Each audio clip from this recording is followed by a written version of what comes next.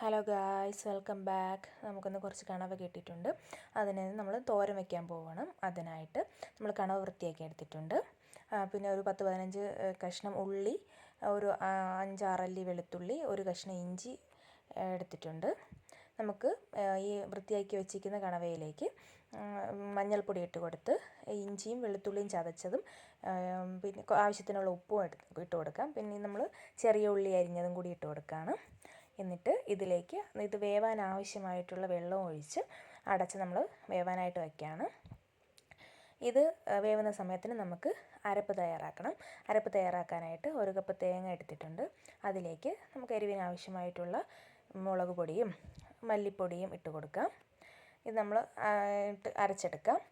അരച്ചെടുത്ത് ഒന്ന് ഒരുപാട് അരയ്ക്കേണ്ട. നമ്മൾ അരച്ചതിന് ശേഷം ഇതിലേക്ക് ഒരു തണ്ട് കറിവേപ്പില ഇട്ടൊന്ന് ചതച്ചെടുക്കാം. നമുക്ക് ഈ അരപ്പിന് വെന്ത് കിടക്കുന്ന കണവയിലോട്ടിട്ട് ഒന്ന് അടച്ച് വെച്ച് വേവിച്ച് ഒരു മിനിറ്റ് ഒന്ന് വേവിച്ചിട്ട് നമുക്കൊന്ന് മിക്സ് ചെയ്തെടുക്കാം. ഈ സമയത്ത് നമുക്ക് ഇതിലേക്ക് കടുക് വറുക്കണം. കടുക് വറുക്കാനായിട്ട് ഒരു ഉരുളി അടുപ്പി വെച്ചിട്ടുണ്ട്. അതിലേക്ക് വെളിച്ചെണ്ണ ഒഴിച്ചു കൊടുക്കാം. കടുക് പൊട്ടിച്ചതിന് ശേഷം ഒരു 2 കഷ്ണം വറ്റൽമുളക് ഇട്ട് കൊടുക്കാം. 2 വറ്റൽമുളക് ഇട്ട് നമുക്ക് ചെറിയ ഉള്ളി അരിഞ്ഞതിട്ട് മൂപ്പിച്ചെടുത്തതിന് ശേഷം ഒരു തണ്ട് കറിവേപ്പില ഇട്ട് കൊടുക്കണം. ഇതൊന്ന് മൂത്ത് വരുമ്പോഴത്തേക്ക് നമുക്ക് ഈ വെന്ത് കിടക്കുന്ന കണവ ഇട്ട് കൊടുക്കാം. ഇതിലേക്ക് നമുക്ക് കുറച്ച് നമ്മൾ എരിവിന് ആവശ്യത്തിന് കുരുമുളക് പൊടിയും കൂടെ ഇട്ട് കൊടുത്ത് ഒന്ന് മിക്സ് ചെയ്ത് അടച്ച് വെച്ചൊരു കുറച്ച് സമയം ഒന്ന് വേവിക്കാം.